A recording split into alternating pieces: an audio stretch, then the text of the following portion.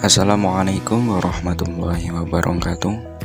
Perkenalkan, nama saya Joko Susanto, NIM 43040-2040, kelas 2B Prodi Psikologi Islam.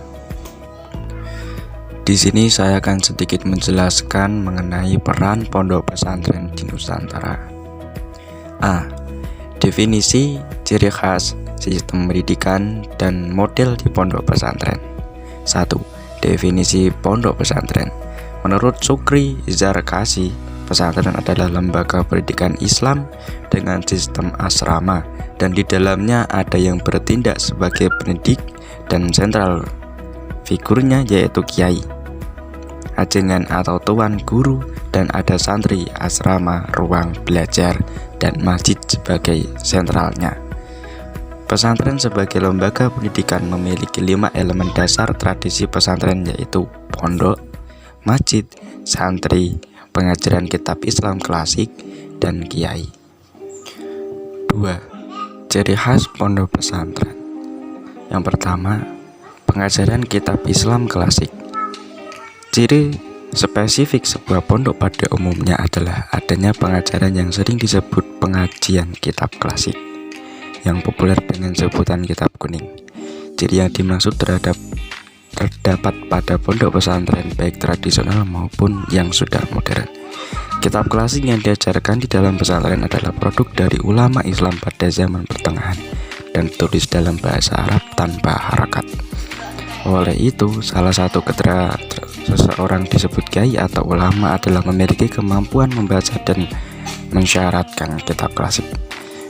Syarat bagi santri untuk dapat membaca dan memahami kitab kuning tersebut adalah dengan memahami dengan baik antara lain ilmu nahwu, shorof, dan balaghah atau ilmu bahasa Arab.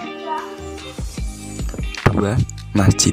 Masjid merupakan elemen yang tidak dapat dipisahkan dengan pesantren dan dianggap sebagai tempat yang paling tepat untuk mendidik para santri, terutama dalam praktik salat, 5 waktu, khutbah, dan sholat Jumat, dan pengajaran kitab Islam klasik. Dan yang ketiga yaitu pondok. Pondok atau tempat tinggal para santri merupakan ciri khas tradisi pesantren yang membedakannya dengan sistem pendidikan lainnya. 3. Perkembangan pondok pesantren di Indonesia. Tokoh atau orang pertama yang membangun pondok pesantren sebagai tempat mendidik dan mengembleng para santri di tanah Jawa adalah Maulana Malik Ibrahim atau dikenal dengan Sunan Gresik, wafat pada 1419 Hijriah. Kehadiran pondok pesantren di tengah-tengah masyarakat selain sebagai lembaga pendidikan juga sebagai lembaga penyiar agama dan sosial keagamaan. Pada perkembangannya, pondok pesantren dapat bertahan dengan berbagai cara, antara lain menyelenggarakan sekolah umum dalam lingkungan pondok pesantren. Zamsari Dhofir menyebutkan bahwa lembaga pondok pesantren dapat dikelompokkan dalam 2 tipe besar, yaitu 1. Tipe lama atau klasik yang inti pendidikannya mengajarkan kitab Islam klasik.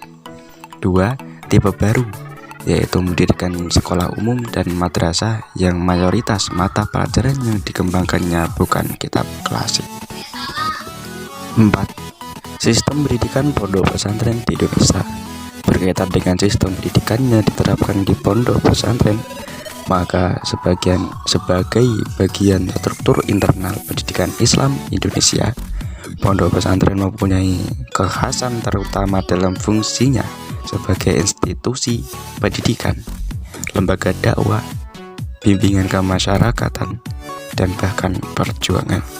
Beberapa pola umum pendidikan Islam tradisional diidentifikasikan sebagai berikut. 1. Adanya hubungan yang akrab antara kiai dan santri. 2. Tradisi ketundukan dan kepatuhan seorang santri terhadap kiai. 3. Pola hidup sederhana. 4. Kemandirian atau independensi. 5. Berkembangnya iklim dan tradisi tolong-menolong dan suasana persaudaraan. 6. disiplin ketat. 7. Berani menderita untuk mencapai tujuan. 8. Kehidupan dengan tingkat religius yang tinggi. 5. Metode pengajaran di pondok pesantren sebagai berikut. 1. Hafalan atau tahfidz. Hafalan pada umumnya diterapkan pada mata pelajaran yang bersifat nadhum atau syair, bukan natsar atau prosa, dan biasanya terbatas pada ilmu kaidah bahasa Arab.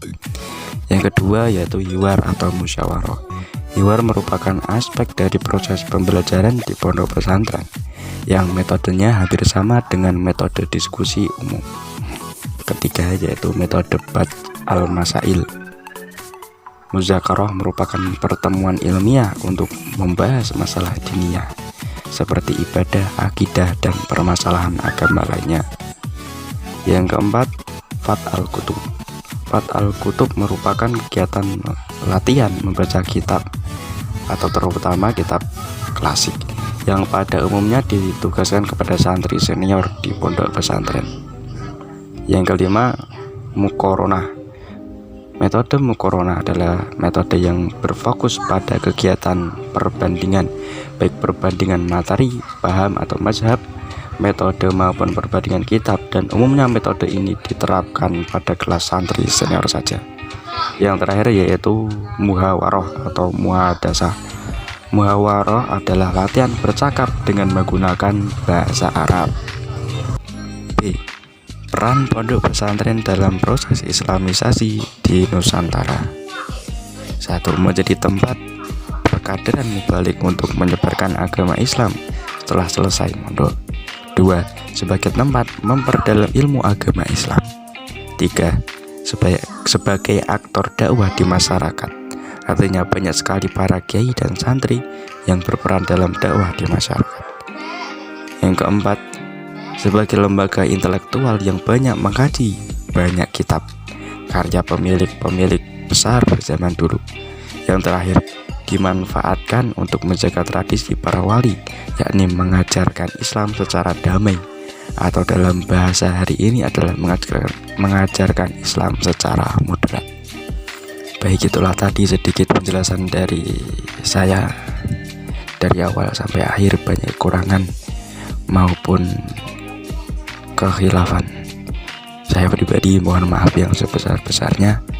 Wassalamualaikum warahmatullahi wabarakatuh.